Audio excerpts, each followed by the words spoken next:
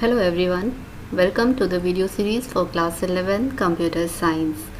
In the previous video we have discussed about problem solving techniques and we have discussed already that how to write algorithms.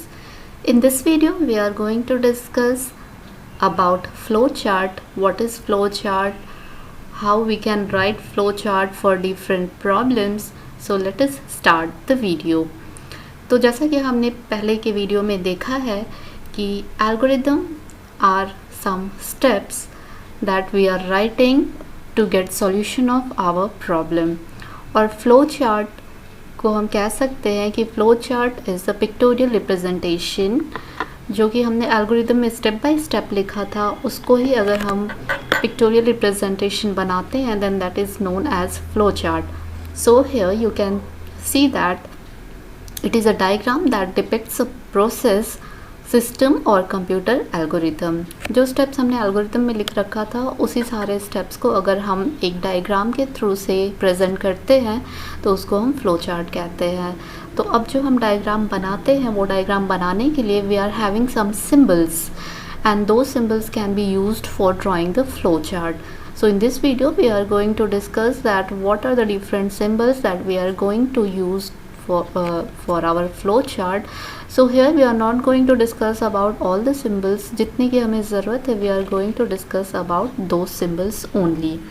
So here the flowchart shows the steps as boxes of various kinds and they are ordered by connecting the boxes with arrows.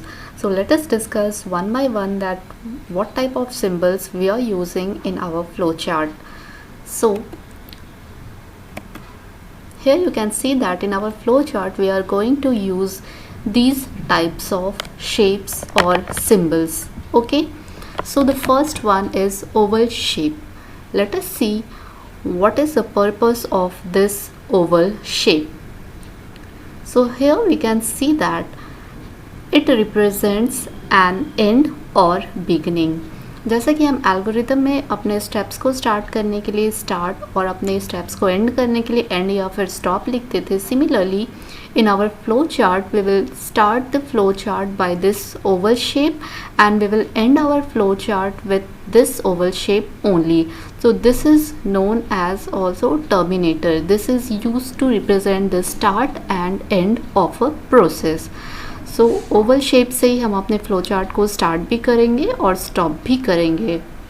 Now let us see which next symbol और shape we are going to use in our flow chart. Second is parallelogram. ठीक है, ये parallelogram को हम सब जानते हैं। This shape is very well known to all of us. Now let us see what is the purpose of this parallelogram. So for all the input and output purposes we have to use this shape. जब भी हम data को enter करेंगे, input लेंगे और जब भी हम डेटा को डिस्प्ले करेंगे या जब भी हम आउटपुट रिलीज़ करेंगे यूज़र को, then we have to use this parallelogram shape.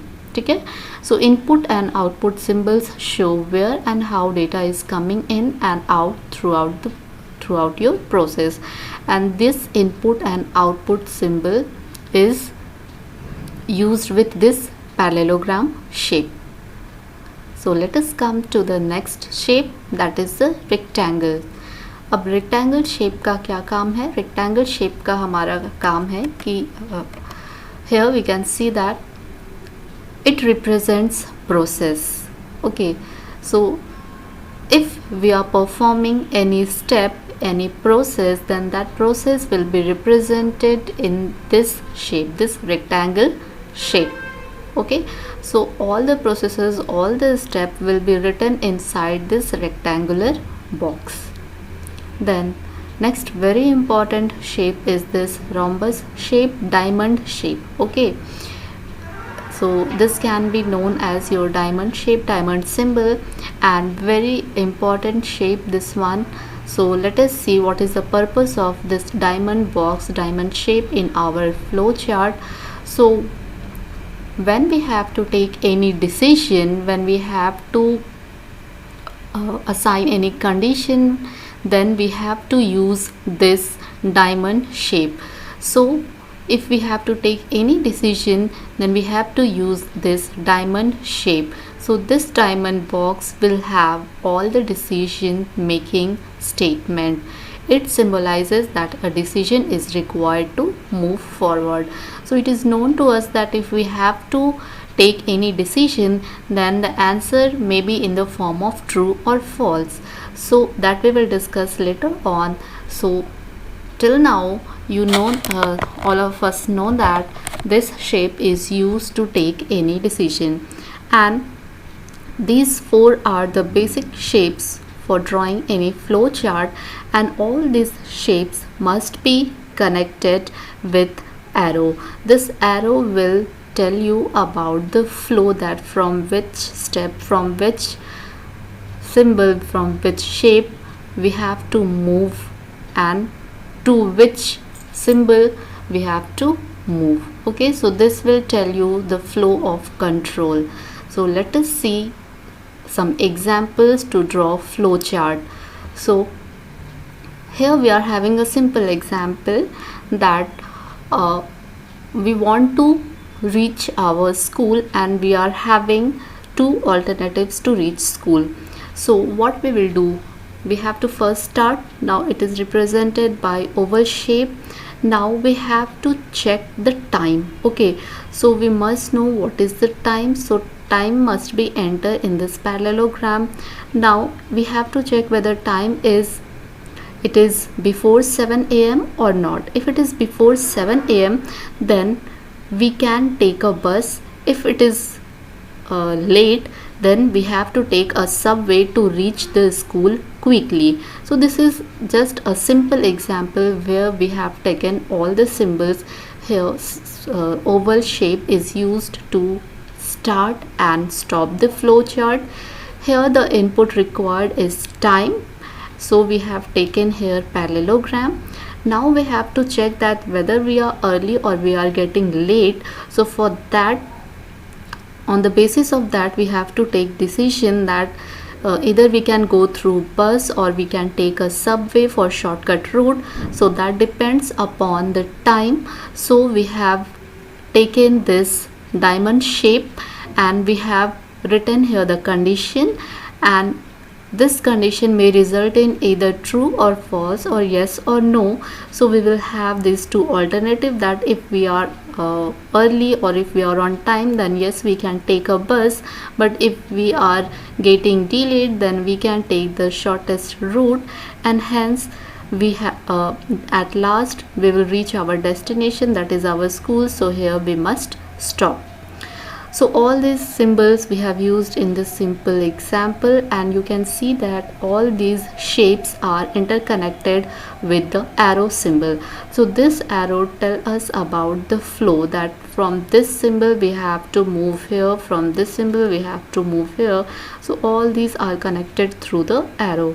So this was just an example. Now let us see another example related to our programming. So here we are going to see that we will draw a flow chart to simply display a message. Now for this particular example, we need not to input, we need not to take any input, because we want to just display a message. इस particular example में हमें कोई भी input की ज़रूरत नहीं पड़ेगी, क्योंकि यहाँ पे हमें सिर्फ एक message को display कराना है.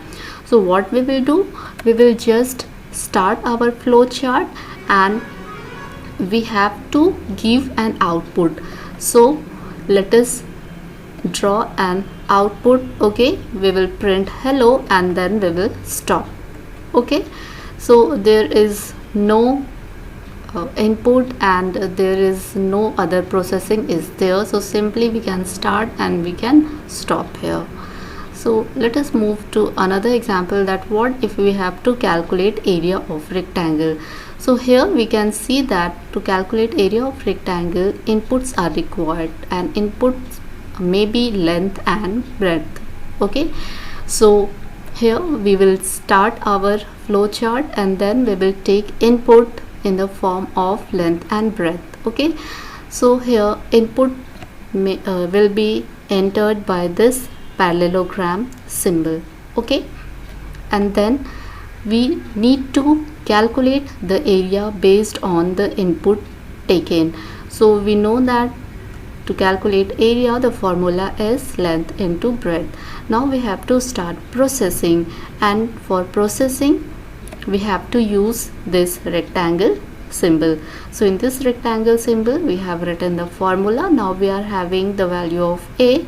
Now we will display it in the output. So again we are here using the parallelogram to display the output, and at last we have to stop our flowchart. In the previous example also, where we have to print a message, there you can also use the parallelogram to print the message, because that message is going to be displayed to the user.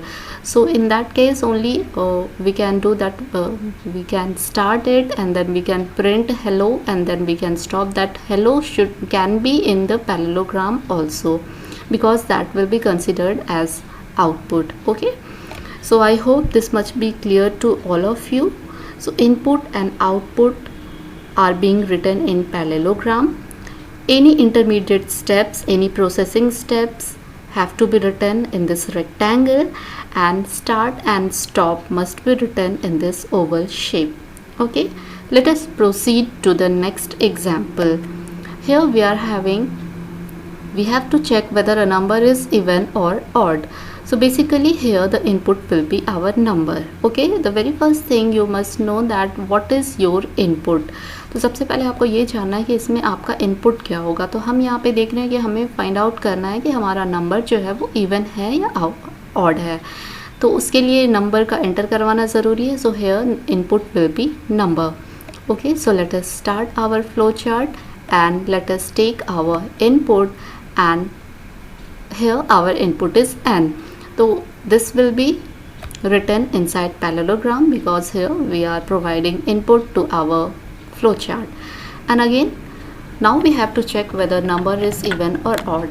So we have to take decision. So how we can decide that a number is even or odd? So all of us know that if the number can be divided by 0, then it is even, otherwise it is odd. So here we have to take decision based on some condition. And what is that condition? If the remainder after dividing by 2 is 0, then it means that the number is divisible by 2.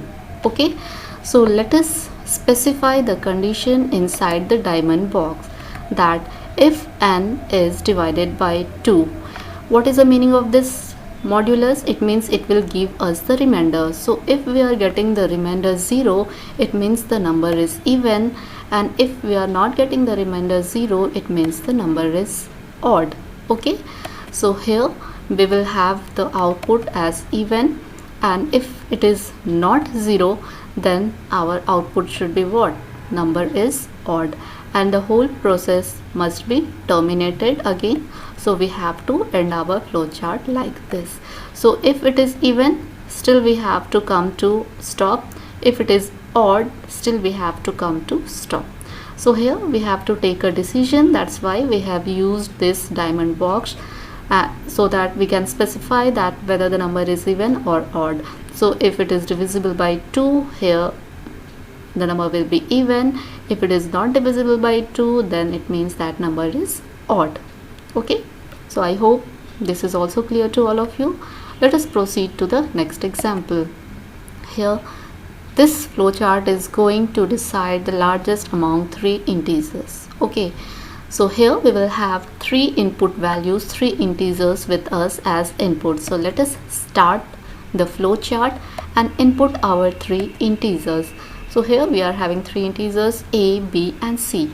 Now we have to compare that whether our number, first we will compare that whether a is greater than b or not. So already we have done the comparison that a is greater than b or not. So it may result in yes or true, yes or no. So अगर a बड़ा है b से, then we will compare whether a is greater than c or not. अगर a c से भी बड़ा है, it means a is the largest one, a is the greatest one. Okay, so first we will compare whether a is greater than b or not. If it is greater, then we will compare that whether A is greater than C or not. अगर वो C से भी बड़ा है, it means largest one is A. अगर वो C से भी बड़ा है तो largest one is A. Okay. Now if it is not greater than C, it means A is greater than B, but A is not greater than C. It means which will be largest? It means B will be largest. Okay. Now let us see the second part of this condition. If A is less than B, then what we can compare? Then we will compare whether, if it is false, then we will compare whether B is greater than C or not.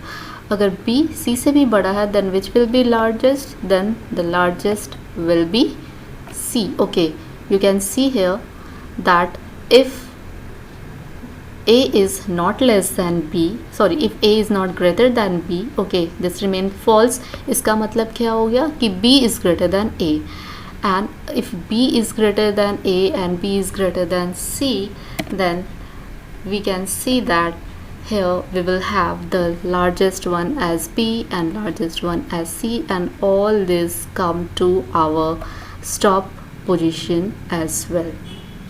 Okay, so in this way we can draw the flow chart that all the decision making statement should be within this diamond shape. जितने भी decision making technique है वो सारे के सारे इस diamond shape में आने चाहिए. Okay, so let us have another example to print number from 1 to 10. So here what we have to do, we will start our program, then we want to print from 1 to n, so we have to take the value of n. So let us input the value of n. Okay, and what we will do, we will initialize the value of I is equal to 1. Now we have to keep printing the value of I till it reaches n. जब तक I का value n तक पहुंचता है तब तक ही हम print करेंगे. As soon as it becomes greater than n, we will stop printing the value of I.